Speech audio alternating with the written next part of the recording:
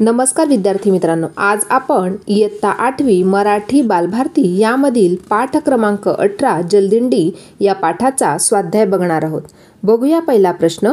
प्रश्न क्रमांक 1, खालील परिणाम कोणत्या घटना व कृतींचे आहेत ते सांगा।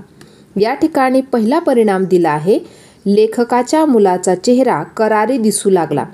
या ठिकाणी घटना आणि कृती या प्रकारे आहे। लेखकांनी मुलाला भित्रट म्हटले। दुसरं, नदीचे सौंदर्य आणि पाण्याचं पावित्र्य काळवंडलं होतं।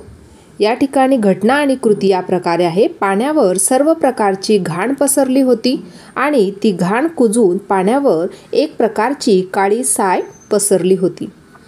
या ठिकाणी ई दिलेला आहे, इतर लोक आपली घृणा विसरले।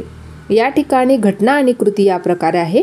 डोळ्यांसमोरची जलपर्णी आणि कचरा सगळ्यांनी बाहेर काढला। पुढचा प्रश्न बघणार आहोत। प्रश्न क्रमांक 2, खालील आकृती पूर्ण करा। या ठिकाणी पाण्यातील प्रदूषित घटक लिहायचे आहे आपल्याला। या ठिकाणी पाण्यातील प्रदूषित घटक याप्रमाणे आहेत, प्लास्टिकच्या पिशव्या, वाढलेली जलपर्णी, तिसरं काळे पडलेले खडक आणि शेवटचं दलदल झालेली काठावरील माती। पुढचा प्रश्न बघणार आहोत। प्रश्न क्रमांक 3, लेखकाच्या मते भूतकाळात केलेली चूक कशी सुधारायला हवी होती या संबंधीच्या घटनाक्रमाचा ओघ तक्ता बनवा। बघा आता या ठिकाणी आपल्याला ओघ तक्ता बनवायला सांगितलं आहे।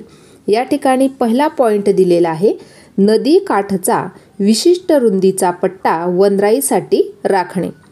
दुसरा पॉइंट आपण या प्रकारे लिहू शकतो, सांडपाणी शुद्ध होऊन मिळालेले पाणी झाडाझुडपांना देणे। पुढचं, ते पाणी झाडांसाठी खतपाणी होणे, त्यामुळे झाडे फोपावणे। आणि शेवटचं आहे, नदी पात्रातून येत शहरात शुद्ध हवा पसरणे। पुढचा प्रश्न बघणार आहोत। प्रश्न क्रमांक 4, पालखी सोहळा या शब्दातील अक्षरांपासून पालखी व सोहळा हे शब्द सोडून 4 अर्थपूर्ण शब्द तयार करा। या प्रकारे ते शब्द आपण लिहू शकतो, पाल, लळा, खिडा आणि सोडा। पुढचा प्रश्न बघणार आहोत। प्रश्न क्रमांक 5, त्यातील अ दिलेला आहे, नदीचे पाणी प्रदूषित होण्यास कारणीभूत असलेल्या मानवी कृती लिहा। या प्रकारे मानवी कृती आपण लिहू शकतो, माणसे नदीत आंघोळ करतात, तिथेच कपडे भांडी धुतात, गुरांना तिथेच धुतात, शिवाय नदीतच केरकचरा टाकतात, मलमूत्र विसर्जन करतात, वापरून झालेल्या सर्व टाकाऊ वस्तू नदीत टाकतात, लहान मोठे उद्योग करणारे लोक आपल्या उद्योगधंद्यातील सांडपाणी नदीत सोडून देतात, रासायनिक कारखाने रसायनयुक्त सांडपाणी तसेच नदीत सोडतात, देवपूजेचे निर्माल्य, मृत माणसांच्या अस्थी नदीत सोडल्या तर पुण्य मिळते, या कल्पनेने या गोष्टीसुद्धा नदीतच सोडल्या जातात। या सर्व कृतींमुळे नदीचे पाणी मोठ्या प्रमाणात प्रदूषित झाले आहे। पुढचा प्रश्न आहे, आ दिलेला आहे, पोहायला येत असूनही लेखकाच्या मुलाला पाण्यात पडण्याची भीती वाटली, याचे तुम्हाला समजलेले कारण स्पष्ट करा। या प्रकारे आहे कारण, मोठ्या हौसेने लेखकांनी आपल्या मुलाला नौका शिकवायला नेले। होडी चालू झाली आणि वेग वाढला तेव्हा ती हेलकावू लागली। होडी उलटी होऊन आपण पाण्यात पडू की काय असे मुलाला वाटू लागले। या क्षणी तो मुलगा घाबरला। लेखकांना वाटले की तो बुडण्याला घाबरत आहे। खरे तर मुलगा पट्टीचा पोहणारा होता। खडकवासला धरणातही पोहण्याचा त्याचा आत्मविश्वास होता। मात्र या नदीचे पाणी प्रचंड घाण झालेले होते। येथे नाना तऱ्हेचा केरकचरा, सांडपाणी, मलमूत्र, टाकाऊ वस्तू जमा झालेल्या होत्या।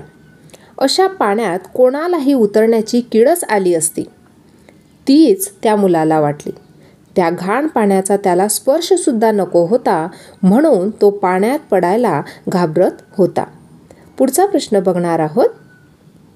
प्रश्न क्रमांक 5, स्वमत लिहा। यामधील ई पॉइंट आहे, जलदिंडीमध्ये सहभागी झाल्यास तुम्ही कोणती कामे आवडीने कराल ते लिहा।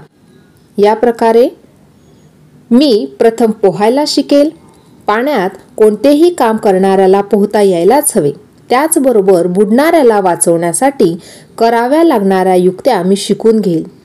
त्यानंतर मी होडी चालवायला शिकेन. जलदिंडीमध्ये वस्तूची व माणसांची वाहतूक करण्यासाठी होडी चालवता येणे आवश्यक आहे. त्यामुळे जलदिंडीतील बरेचसे कामे मला करता येतील. तसेच मी साफसफाईचे कोणतेही काम अत्यंत आवडीने करीन. जलदिंडीमध्ये नको नको त्या घाण वस्तू उचलण्याची वेळ येते. मी न कंटाळता या वस्तू उचलीन. जलदिंडी चालू असताना मी नदीकाठी वेगवेगळी झाडे लावण्याचे काम करीन. पुढचा प्रश्न बघणार आहोत. त्यातील ई दिलेला आहे. स्वतःचे हात वापर की कचरा काढायला. लेखकाच्या आईच्या या उपदेशातून तुम्ही काय शिकाल? सोदाहरण लिहा. बघा, या प्रकारे याचं उत्तर लिहू शकतो. दुसऱ्यांना उपदेश करून सांगितलेली कामे कधीच पार पडत नाही. मात्र काही कार्यक्रम असेल तेव्हा आमचे जाधव सर कोणाला काहीही सांगत नाहीत. तेच सतरंजीचे एक टोक उचलतात आणि पसरवायला सुरुवात करतात. मग काय, सर्व मुले धावतात. मग ते 4-5 मुलांना सतरंजी पसरण्याचे काम वाटून देतात. टेबल खुर्ची पुसायची असेल तर फडका घेतात आणि सुरुवात करतात. अशा प्रकारे जाधव सर न बोलता काम करून घेतात. म्हणूनच लेखकांच्या आईचा उपदेश मला खूप पटलं. बोलण्यापेक्षा कृतीचा प्रभाव जास्त पडतो हेच खरे. पुढचं बघणार आहोत. खेळूया शब्दांशी. त्यातील अ दिलेला आहे. खालील वाक्यांतील काळ ओळखा. त्यातील अ दिलेला आहे. जलपर्णी काढण्याचे काम सुरू होईल. आता या ठिकाणी प्रत्येक वाक्याचा काळ आपल्याला लिहायचा आहे. पहिलं, जलपर्णी काढण्याचे काम सुरू होईल, भविष्यकाळ. दुसरं, मदतीचा हात लगेच पुढे आला, वर्तमान काळ. तिसरं, त्यांनी मुलाला नौका शिकवण्याचे ठरवले होते, भूतकाळ. आणि शेवटचं, पंढरपूरला लोक चालत जातात, वर्तमान काळ. पुढचं बघणार आहोत. खालील वाक्यांचा प्रकार ओळखा. त्यातील अ दिलेला आहे. पण तसा प्रयत्न यशस्वी होईल का? या ठिकाणी प्रश्नचिन्ह आहे. हे प्रश्नार्थी वाक्य आहे. दुसरं, पण एवढं मोठं कार्य आणि उद्गारवाचक चिन्ह आहे म्हणून ते उद्गारार्थी वाक्य आहे. तिसरं, त्यांना थकवा जाणवत नव्हता, फुल स्टॉप. म्हणजे या ठिकाणी हे विधान आहे म्हणून हे विधानार्थी वाक्य आहे. आणि शेवटचं, कचरा काढायला स्वतःचेच हात वापर, हे आज्ञार्थी वाक्य आहे. पुढचं बघणार आहोत.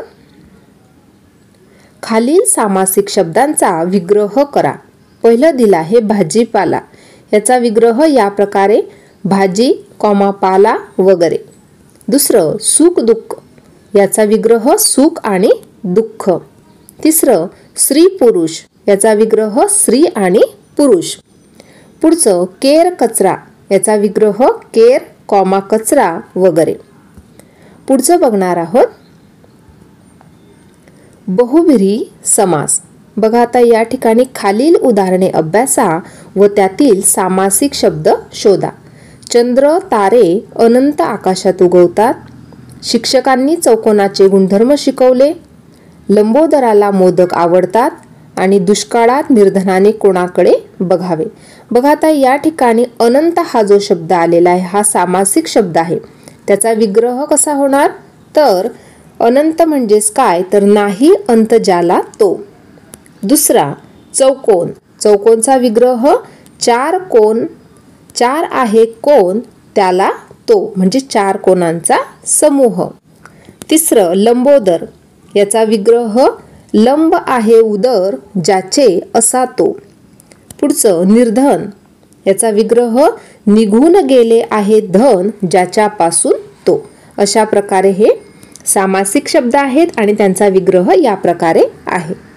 पुढचं बघणार आहोत. खालील सामासिक शब्दांचा विग्रह करा. पहिला शब्द आहे नीरस. या प्रकारे आपण त्यांचे विग्रह करू शकतो. नीरस शब्दाचा विग्रह आहे नाही ज्यात उरला रस ते.